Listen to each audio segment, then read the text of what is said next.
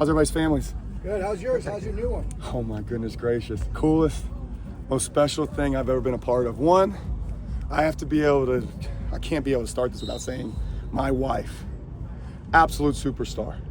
Unbelievable how she handled it. Unbelievable thought process through the entire thing. I was just there cheering her on and making sure I was there for support, but she did the whole thing. And then being able to have it to where 3 months in, he giggled for the first time the other day.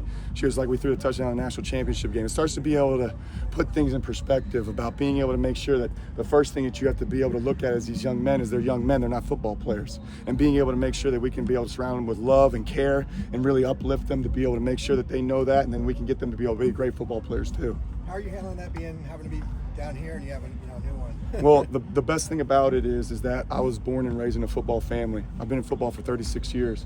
My wife has done an unbelievable job of being able to ask my mom a lot of information. She knew going into this situation where I needed to be. So for me personally, I allowed her and the baby go to the East Coast. They're with their parents, and she said, you need to be immersed with your football team, and you need to be able to make sure that you're taking care of what you need to there. We're going to be fine where we're at, but I'll tell you what, we've been wearing out the FaceTime so far. Yeah, last baby question for you. I'm sorry, the name and how old now? Okay, so Tino Sunseri Jr. We're calling him Sonny like the Godfather, and he's 3 months old. So it just seemed to be able to fit. How's FaceTime going? Oh, it's been great. Right now, he's kind of giving me that look like, hey, I know your voice, but who are you right here? So it's been great. How are things with Nico and just getting him up to speed on everything? He's been great. I'll tell you what, the thing about Nico is that he's a self-driven person. He has a certain standard of how he wants to be able to operate each day. And the great thing about my past is I've been around a lot of guys that have this same kind of feel and thought process. So the only thing you got to do with these guys is you got to be able to give them the information, and you got to keep being able to stimulate them to be able to make sure that every single day there's something that they're being able to attack and chase. And there's not one day that he hasn't come in here that he's not focused on being able to become the best player that he can be for UCLA. That's the number one thing. It's all about we and team. We know about his arm. Is there anything else that maybe stands out about him early? His mindset, his mental disposition, how he can think, how he can process, how he goes about being able to make sure that whenever he's outside the room, he's studying. It's infectious to him. He can't get enough of it. And when you have those kind of guys, you can start to be able to see how they can be able to develop, and now you can start to be able to formulate mindset and starting to be able to see where they think, how they think, and start to be able to have it to where you can really understand how to coach them. When did you get him the playbook, and where would you say his grasping of it is right now? Well, what we did is we played totally by the rules in the entire thing. We waited for him to be able to make sure, based on compliance, that he was going to be able to make sure that he'd be able to then start being able to meet with me.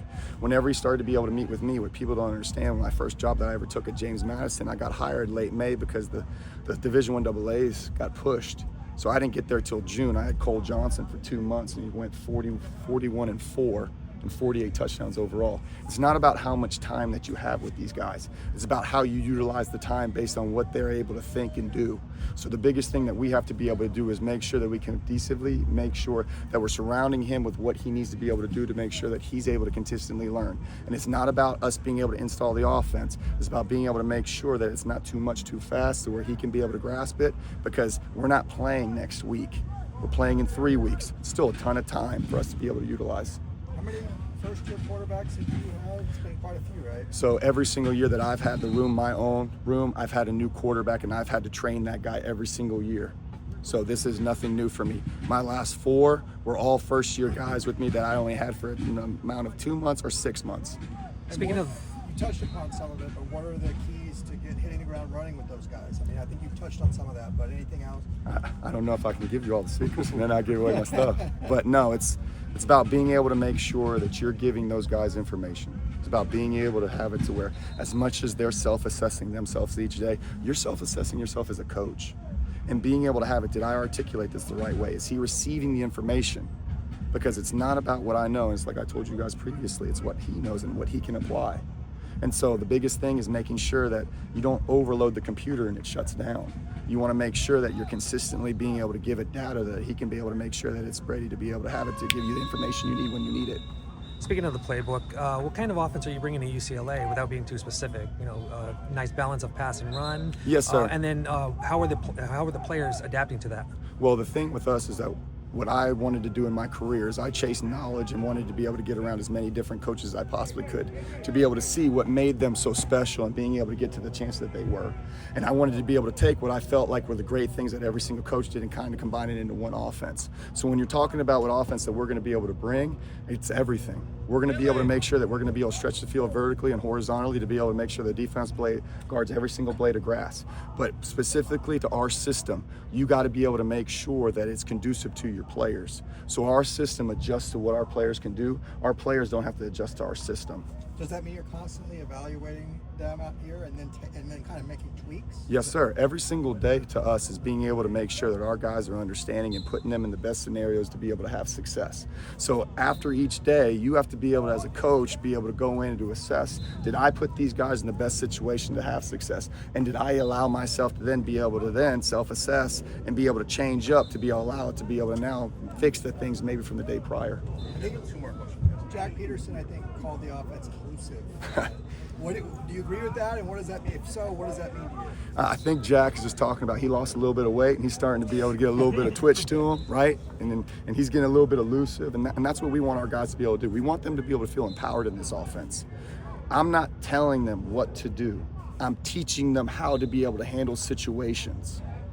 It's just like I told you guys prior. We can't win the game from the sideline anymore. These guys got to be able to go out there and be ready to function and think and allow themselves to be able to go play regardless of what's going on, because they know so much of what they're capable of being able to do. Sean seemed pretty excited about the running back room with Javion and Jalen being a kind of a 1-2 punch. Can you talk a little bit about them? Well, whenever you have backs, and let me say it like this, we're going to be a physical football team. It's where I've always been raised. Coming from the SEC, you got to run that ball, and me being a Nick Saban disciple, that's just my thought process, right? So I think that when you have backs, the one thing that you're able to do, and when you have a couple of them, because it's not just those two, I mean, there's a bunch there, is that you don't wear out the tires.